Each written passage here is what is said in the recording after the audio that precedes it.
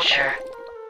Hello there, I'm Adam from Whatculture.com. And I'm Jules from Whatculture.com. Yeah, you are, buddy, and we're here today to talk about legendary duos. Now, the thing about legendary duos, be it in sort of entertainment, music, or whatever, you'd think that they're best buds, wouldn't you? I mean, Well, you they're up would. on stage all the time. I mean, how could anybody who produces such fire content and brings such joy to the world be anything other than best pals, right?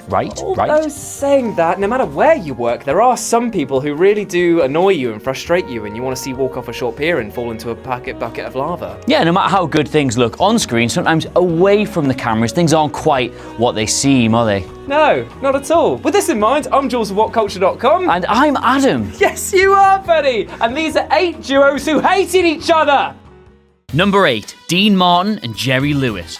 We start with the most glaring comparison to myself and Jules in Dean Martin and Jerry Lewis. Two absolute stars in their own right, with Martin, like me, being impossibly cool, and Lewis, like Jules, just doing a bit of physical comedy here and there. Not a lot of people remember that they actually spent a full decade as a comedy duo in the 50s. While this show was a great platform for Lewis, it did sort of waste the singing talents and obvious handsomeness of Martin, who slowly began to take a back seat to their act and was even left out of magazine covers. I feel you, bro. Naturally, this put a strain on their work as Lewis interpreted Martin's dissatisfaction as a lack of effort, and unable to break this cycle, it all ended in an acrimonious split, with Dean turning to his former friend and telling him, "You're nothing to me but a fucking dollar sign."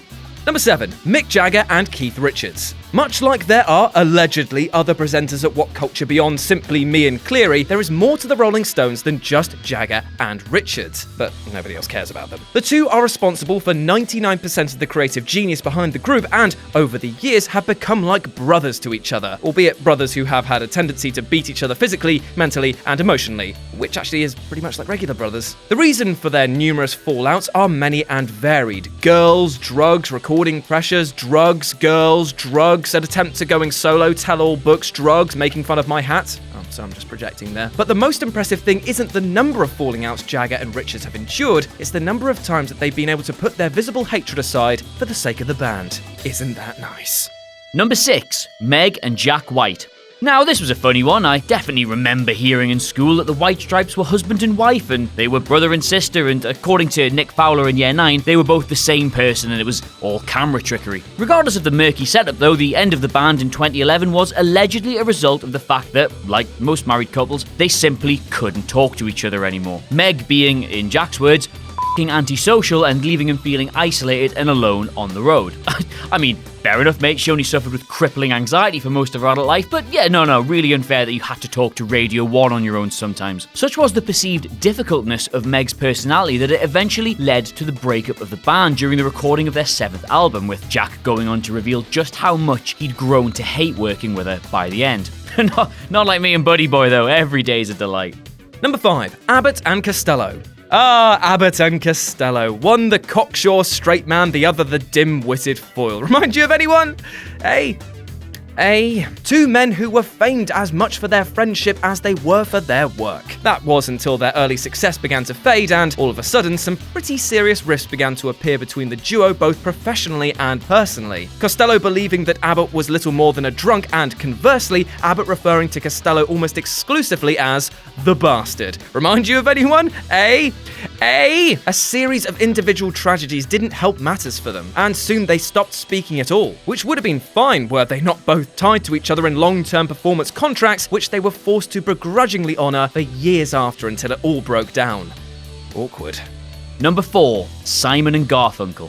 Nobody wants to be the Art Garfunkel in a relationship, not even Jules, who obviously is, but would you believe that the biggest rift to develop between one of the biggest duos in music history stemmed from jealousy felt by Paul Simon? Yep, after Simon's role in Catch-22 was cut, he had to spend months sitting back at the studio waiting for Garfunkel to return so they could finish Bridge Over Troubled Water. The delay on the album infuriated him and completely reversed the notion up until that point that it was Art who was being overshadowed. This tension and complete lack of balance, which was now free-flowing from both sides, was even obvious to George Harrison, who told Art, "My Paul is to me what your Paul is to you," which loosely translates as "you suck, mate," which must have stung. 45 years later, they still don't speak.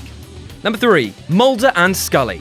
Although The X-Files was ostensibly about the supernatural, the real heart of the show was the relationship between Special Agents Fox Mulder and Dana Scully. They were the show's natural heart and shared virtually every scene together, which made Duchovny's revelation that they couldn't stand the sight of each other all the more surprising. Gillian Anderson corroborates this story, admitting that there were long periods of time during the show's run where the two didn't talk at all and that they could both be pains in the arse. She also recalls that she felt ostracized for getting pregnant during the second season of the show, a sizable pay disparity between the two actors, and being forced to walk behind Duchovny in scenes because he was the man. To be fair though, I actually really understand that last one, as I'm forced to stand behind Cleary in videos so you can't see how short he is.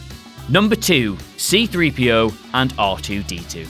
Oh, what? Really? Is anything from my childhood sacred? Ugh. So, yeah, it turns out that despite them being the definitive poster boys for robot best friends, Anthony Daniels and Kenny Baker absolutely hate each other. Baker, who played R2, has reportedly called his taller sidekick the rudest man I've ever met, saying Daniels often refers to the 3'8" actor as Little Man because it knows it gets under his skin. Daniels, in turn, has accused Baker of being uninvolved in a good chunk of the actual filming, saying he is rarely on set and his name appears on the credits as more of a good luck charm or a courtesy, a bit like when we let Jules on the wrestling channel. This passive-aggressive droid feud dates back to an incident the two had on set many moons ago when Baker claims he went up to say hello to his co-star, only to be shot down by Daniels, who turned his back on him and said, "Can't you see I'm having a conversation?" The two quite happily talk about their dislike for one another in interviews, and I just hate everything.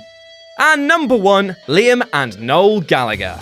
You're unlikely to find another pair of brothers in the music industry or anywhere else who loathe each other as much as the Gallaghers, and after years of being convinced that their constant mudslinging was just there to build interest in a reunion tour, it's now widely accepted that they simply cannot stand each other. Their sibling turmoil is widely documented by this point, with tensions between the two hot-tempered brothers rising with each ensuing album, both as part of Oasis and more recently their solo projects. The feud came to a head after the recent terror attacks in Manchester, with Noel's inability to return to the country for a benefit concert, leading Liam to tell him to get on a fucking plane and play your tunes for the kids, you sad f***. Oh god, their poor mother. So that was our list. Please do let us know what you thought by leaving a comment below, and as ever, do like, share and subscribe. Then head back to whatculture.com for more news and articles like this with best friends every goddamn day. Until next time, I've been Adam from Whatculture.com. And I've been Jules. And we'll see you soon. Bye-bye.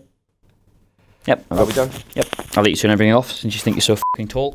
Is that your voice, mate, or is that just 1,000 bees that have just come into my brain?